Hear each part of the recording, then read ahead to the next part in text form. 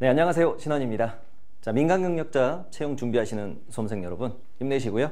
저와 함께 민간경력자 합격을 위해서 같이 열심히 공부해 보시죠. 자, 이번 시간은 5급, 7급 민간경력자 시험 준비를 어떻게 해야 되는지 간단한 가이드를 드리는 시간으로 준비를 했습니다. 자, 일단 저에 대한 소개를 간단하게 하고요. 그리고 민간경력자 시험에 어떤 과목들이 있는지, 그리고 각 영역별로 어떤 내용들을 준비해야 되는지, 특히 제가 이제 자료해석 담당 강사니까 자료해석 위주로 일단 말씀드리고요. 그 전체적인 저희 민간경력자 강의 커리큘럼에 대해서 소개를 하도록 하겠습니다. 자, 저는 신헌이라고 하고요. 네, 자료해석 과목을 담당하고 있습니다. 5급 공채 강의를 2004년부터 진행을 했고요. 그리고 위포트에서 NCS 강의도 하고 있습니다.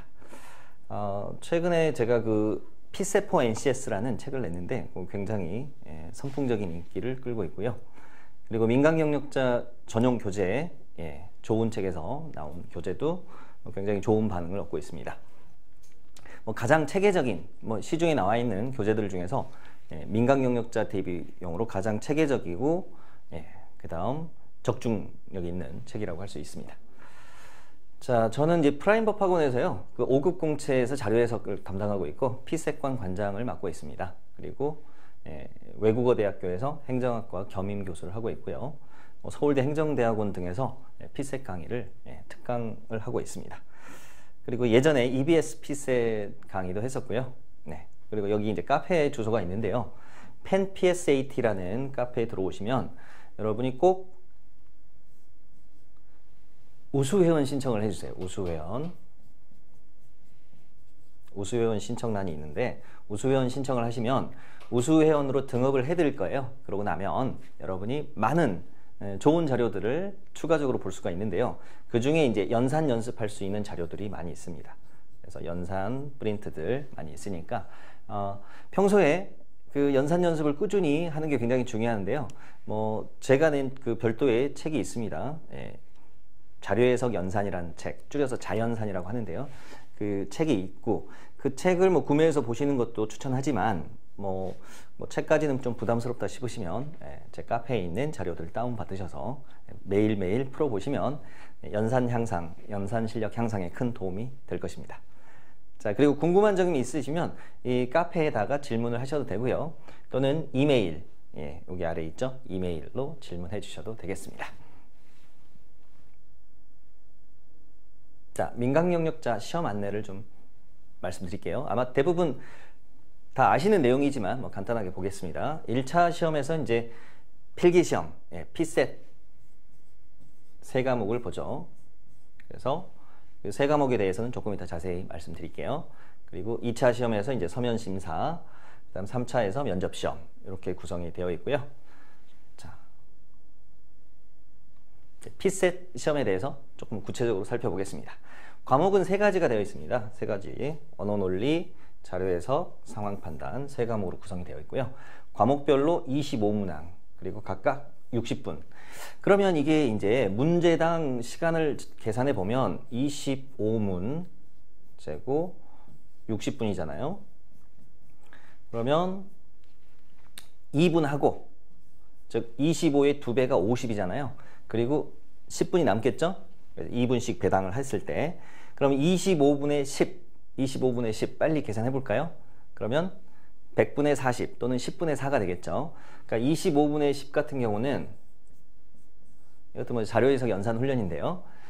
자, 분자 분모를 4배를 하면 여기가 100이 되고 여기가 40이 되겠죠. 그래서 100분의 40, 즉 0.4가 되겠죠. 그래서 0.4니까 0.4분은 다시 초로 환산하면 6, 4, 24. 그죠? 그래서 60 곱하기 0.4라니까 24초가 되겠죠.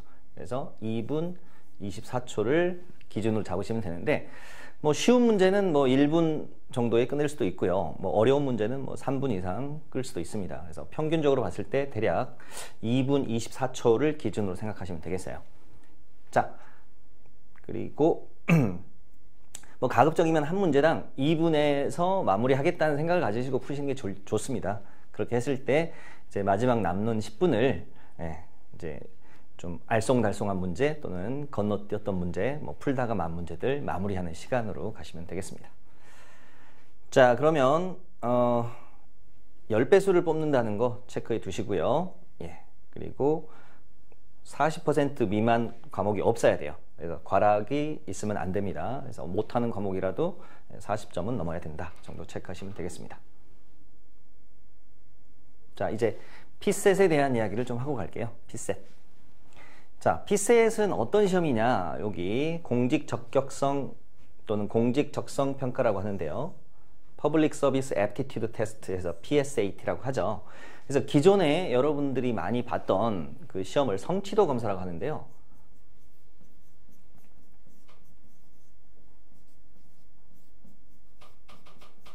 이 성취도 검사라는 거는 내가 공부한 만큼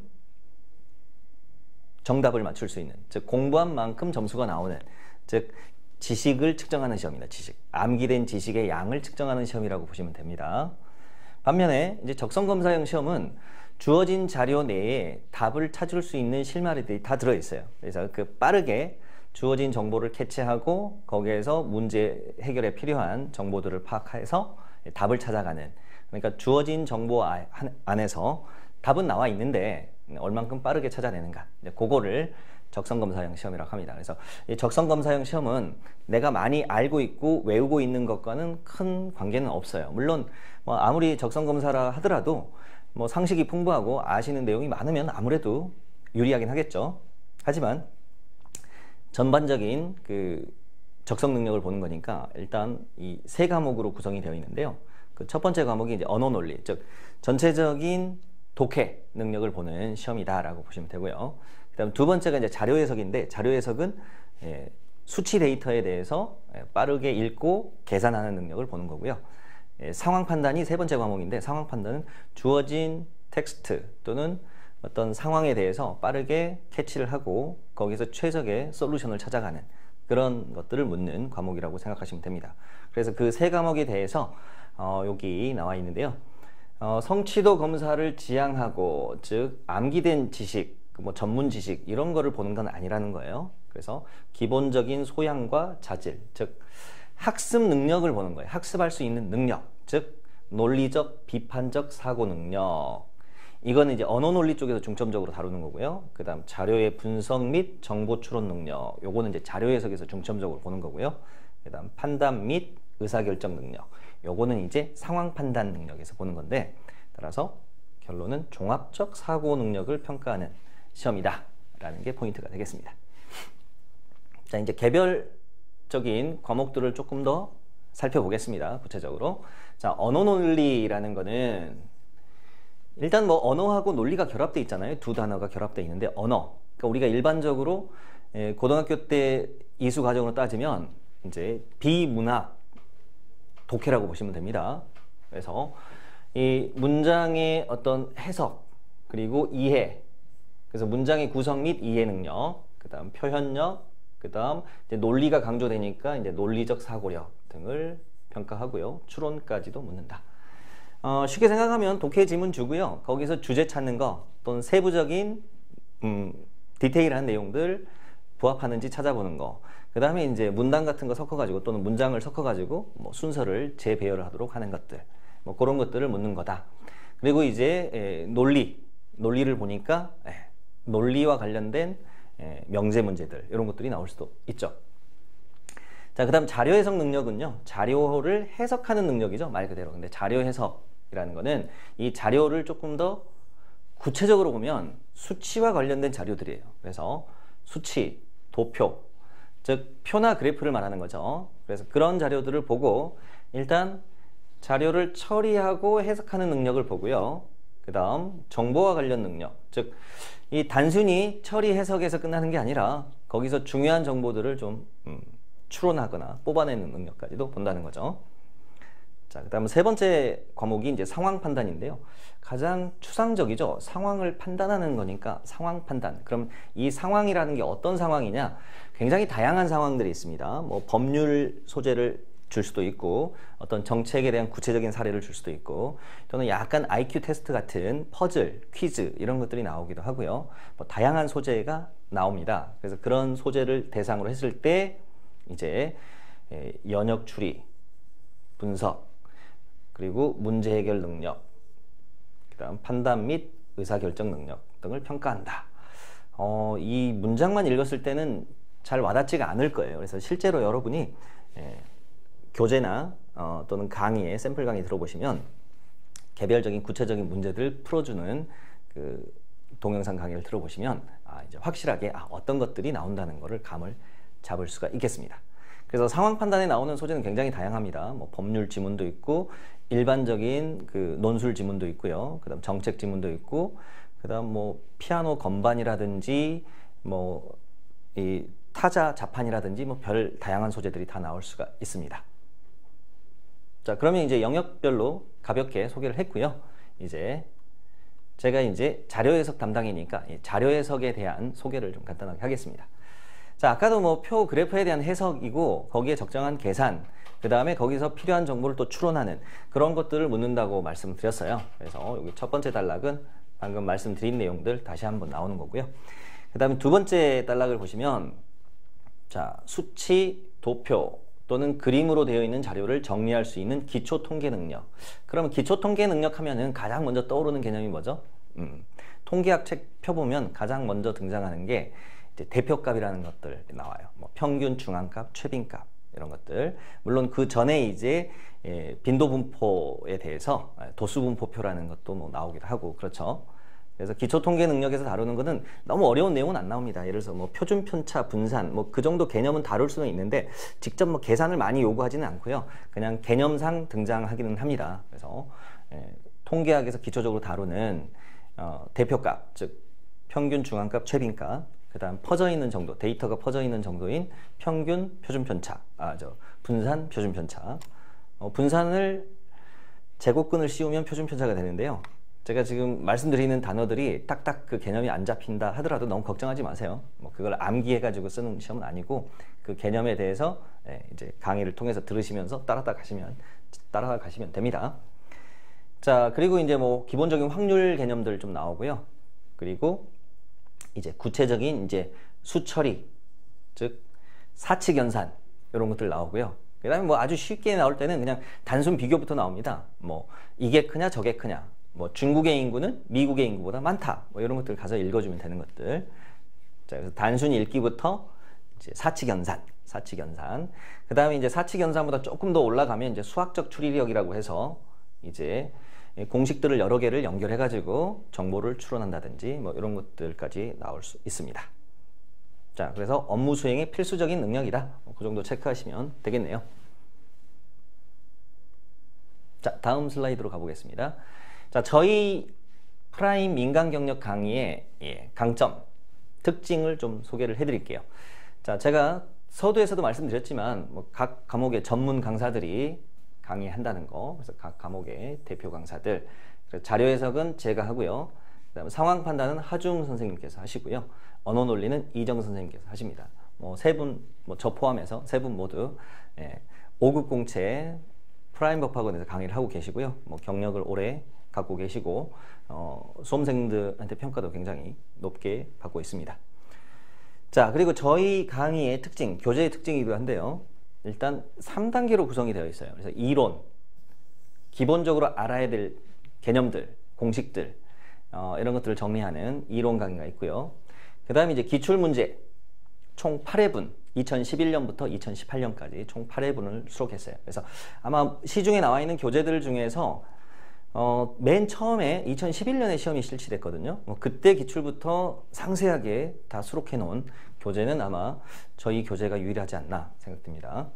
자, 그리고 모의고사, 최종 실력 점검 모의고사 이렇게 이제 구성이 되어 있습니다. 자, 그러면 이제 나는 뭐 이론부터 체계적으로 공부해야 되겠다, 아직 뭐 기본기가 좀 부족하다 이런 생각이 드신다면 이론부터 수업을 따라가시면 되고요. 이론 정도는 그냥 책 쭉 보면서 독학해서 개념 잡을 수 있겠다 라고 생각이 되신다면 이제 기출문제 분석 강의, 그러니까 여러분이 단순히 기출문제를 혼자 독학하신 정도보다는 훨씬 효율적인 방법들을 제안을 할 거예요. 그래서 교재에 나와 있는 해설 외에도 좀 더 빠르게 풀 수 있는 테크닉들 많이 알려드리니까 책으로도 충분하다고 생각이 되실지도 모르겠지만, 책을 워낙 상세하게 해설을 써놔서.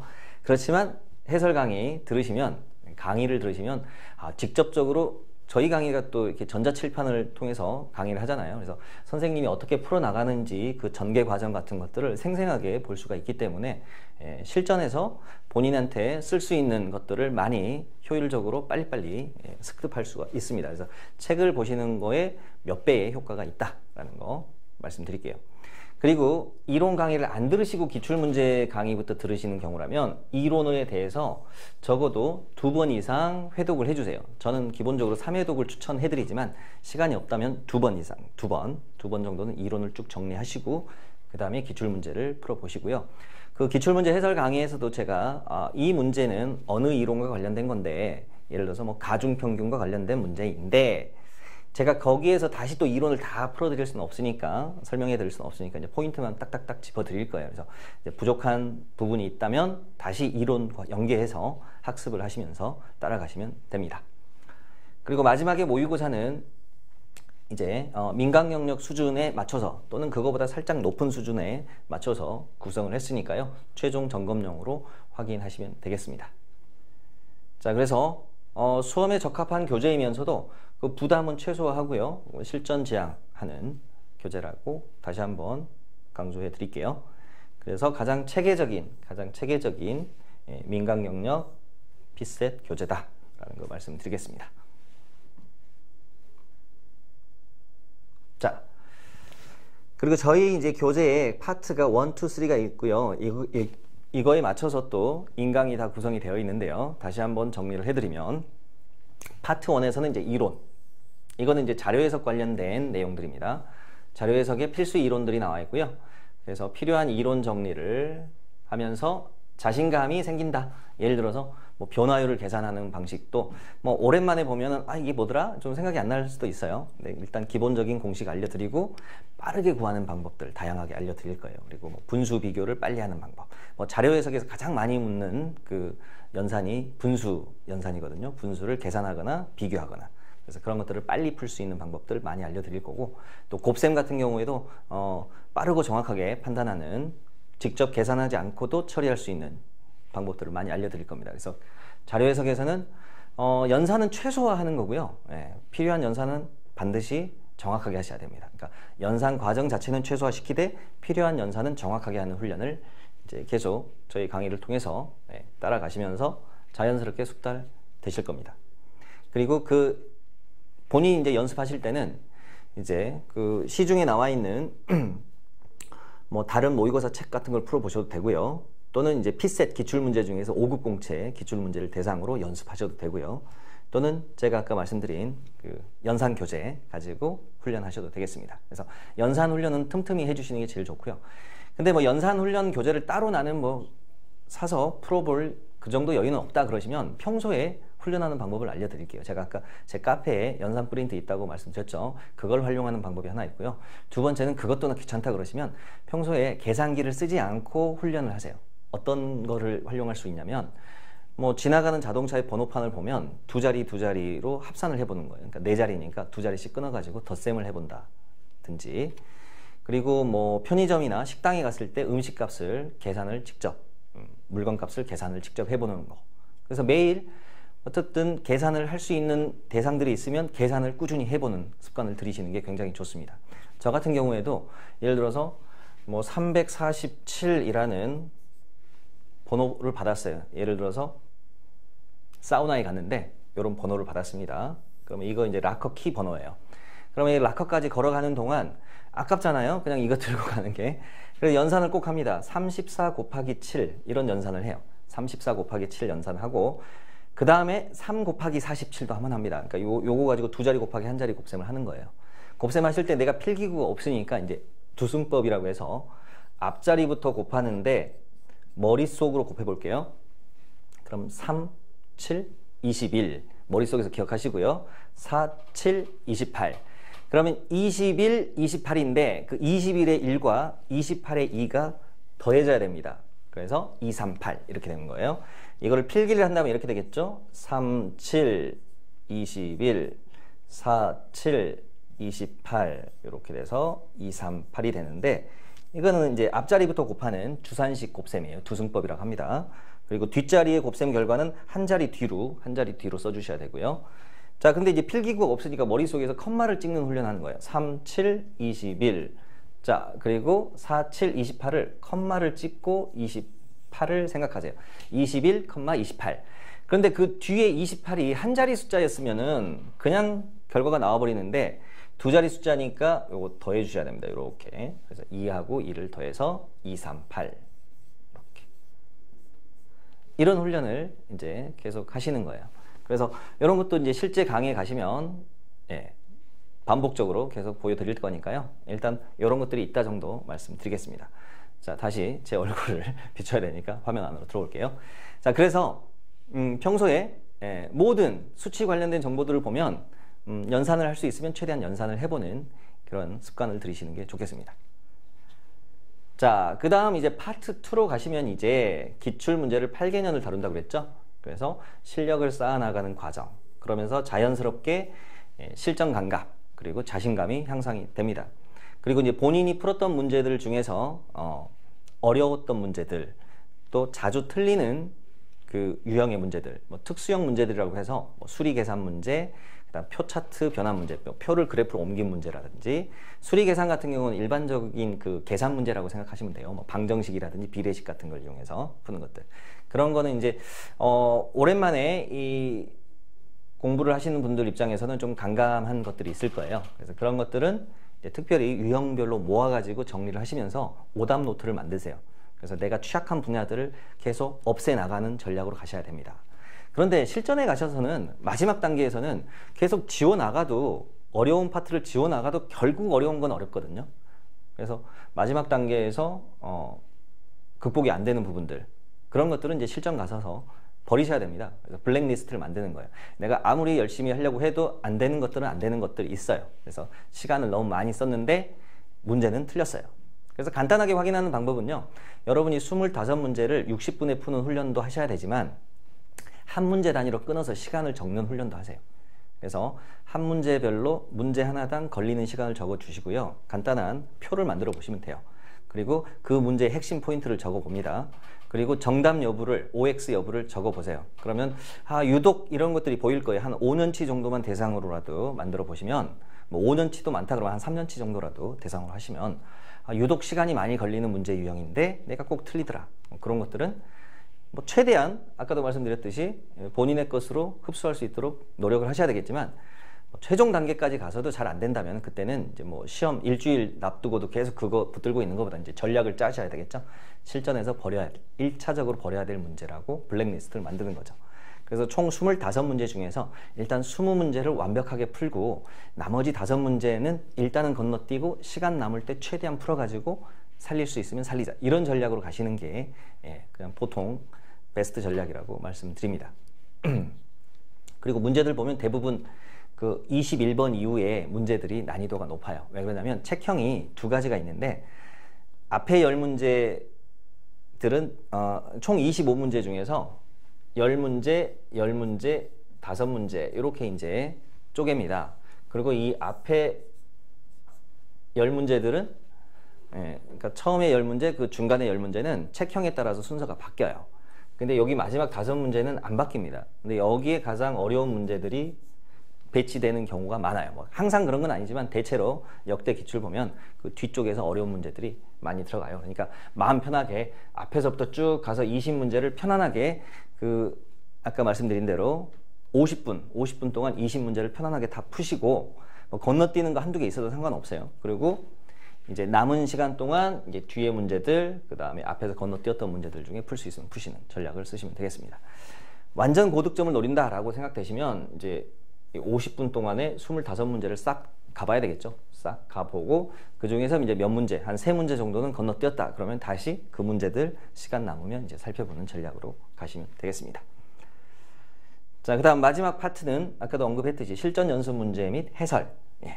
그래서 실전 훈련용으로 5급 공채 문제들 중에서 난이도를 고려하여 구성하였습니다. 그래서 민간 경력 수준과 비슷하거나 살짝 높은 수준에서 구성을 했으니까요. 최종 점검용으로 활용하시면 되겠습니다. 자, 뭐 이 정도로 제가 이제 준비를 했고요. 그래서 이제 강의에 대해서 이제 질문이 많이 들어오는 것들 중에 하나가 시간 배분은 어떻게 하는 게 좋을까라는 걸 많이 여쭤봐요. 그러니까 예를 들어서 주말에 몰아가지고 10시간씩 뭐 이렇게 토요일, 일요일 이렇게 하는 게 나을까요? 근데 절대 그건 아니에요. 그러니까 요거는 자료에서 뿐만 아니라 다른 필수 과목도 마찬가지로 꾸준한 감각을 길러가는 게 굉장히 중요하고 처음에는 이제 쏟아 부어야 돼요. 쏟아 부어서 이론, 기출문제 어느 정도 정리될 때까지는 굉장히 물량 공세를 하셔야 됩니다. 시간을 많이 투입하셔야 돼요. 근데 어느 정도 올라온 뒤부터는 매일 꾸준히, 물론 매일 하기는 쉽지 않으니까 뭐 주말에 좀 쉰다, 아니면 주중에 하루 정도 쉰다고 가정하고요. 그래도 나는 주중에 일이 많아서 못해, 그렇게 생각하지 마시고 짬은 조금이라도 낼 수 있잖아요. 뭐 10분이라도 20분이라도. 그래서 한두 문제라도 꾸준히 이제 감각을 유지하는 정도로 계속 풀어가시는 게 주말에 몰아서 하는 것보다 훨씬 좋습니다. 효율적입니다. 이거는 마치 그 외국어 공부할 때랑 똑같다고 생각하시면 돼요. 그래서 일단 초반에는 집중적으로 공부를 하셔서 어느 정도 토대를 만들어 놓으시고 그 다음에 이제 어느 정도 감각이 올라왔을 때는 매일 조금씩 풀어가면서 감각을 유지하셔야 됩니다. 특히 자료 해석 같은 경우는 정할 거 없으면 아까 말씀드렸듯이 뭐 연산 연습이라도 쭉 해보시고 아니면 정말 뭐 아무것도 없다 그러면은 그냥 구구단이라도 한 번씩 쭉 외워보시는 거예요. 그렇게 해서 계속 숫자에 대한 감각을 길러 가시는 게 좋습니다. 그리고 평소에 할 수 있는 것 중에 여러분이 업무상 뭐 도표 같은 것들을 많이 보실 거 아니에요. 표나 그래프 또는 뭐 신문 기사를 보든 뭐 인터넷에서 뭐 기사를 보든 요즘 뭐 종이신문은 거의 안 보니까 이제 인터넷으로 보든 어쨌든 표 그래프 나오면 조금 더 유심히 보세요. 그리고 텍스트 정보하고 좀 비교해서 읽는 훈련을 하세요. 그게 결국 자료 해석 문제 푸는 기본 바탕이 되거든요. 그래서 뭐 표 그래프 나온 것 중에 재미있거나 소재가 재미있으면 좀 캡처해 두시고 시간 나실 때 한번 쭉쭉쭉쭉 보시는 것도 좋습니다. 그리고 한 가지 더 팁을 드리면 출제자 입장에서 자꾸 생각을 해보는 훈련을 하세요. 예를 들어서 표 그래프 중에 뭐 인터넷 기사 중에 뭐 재미있는 걸 발견했어요. 그러면 그 기사 내용을 읽기 전에 이 표 그래프를 가지고 어떤 것들을 질문을 할 수 있을까를 곰곰이 생각을 해보세요. 그래서 질문거리가 많이 나올수록 공부가 많이 됐다는 증거가 되거든요. 그러니까 처음에는 뭐 그냥 단순히 읽기 정도에서 생각이 발전이 안 될 수가 있는데 하다 보면 단순히 읽기 플러스 뭐 기본적인 계산 그리고 조금 더 지나면 이제 뭐 주어진 변수들을 곱하거나 나눠가지고 새로운 변수를 물어보는 그런 단계까지 갈 거예요. 예를 들어서 뭐 인구가 있고 뭐 1인당 GDP가 있어요. 그럼 곱하면 GDP가 나오잖아요. 이제 이런 것들까지 문제를 만들어낼 수가 있다는 거죠. 또는 뭐 변화율 계산 같은 거 물어볼 수도 있고요. 자, 그래서 자꾸 출제자 입장에서 내가 문제를 만들어 보려는 훈련을 하시는 것도 굉장히 중요합니다. 그렇게 하시면서 이제 실제 시험지를 대상으로는 이제 질문을 가려놓고 보는 겁니다. 질문을 가려놓고 그 선택지에 있는 보기들을 가려놓고요. 예상을 해보는 거예요. 이런 자료라면 이거 물어볼 것 같은데, 그런데 물어봤어요? 그런 게 확인될 때마다 좀 자신감도 생기고, 그리고 실전에 가서 굉장히 도움이 되는 게 이제 표 그래프만 딱 보더라도 얘는 어떤 게 나올 것 같다라는 예상을 하면서 문제를 풀기 때문에 굉장히 주도적으로 끌고 갈 수가 있습니다. 그렇지 않으면 이제 표 그래프 읽고 뭐 물어봤지 가서 읽고 또 올라와서 또 찾았고 하다 보면 굉장히 끌려가게 되거든요. 굉장히 또 자신감도 떨어지고 그래서 부담되고 그러다가 또 이게 읽다가 막히거나 계산하다가 막히기 시작하면 굉장히 이제 멘붕도 오고 하는데 그런 걸 예방하는 차원에서 평소에 그 지문을 가려놓고 내가 출제자라면 뭘 물어볼까 그러니까 자꾸 그런 훈련을 하시다 보면 이제 시험장 가셨을 때 내가 생각하고 있던 지문하고 실제 지문하고 뭐 연결되는 게 많아질수록 굉장히 편하게 문제를 풀 수가 있습니다. 자, 뭐 그 정도 가이드를 드리고요. 더 궁금한 사항은 아까 제가 알려드렸던 이메일, 카페를 통해서 질문해 주시면 성심성의껏 답변해 드리겠습니다. 자, 여기까지 OT 마치도록 하겠습니다. 감사합니다. 화이팅 하시고요. 꼭 합격하시기 바라겠습니다. 감사합니다.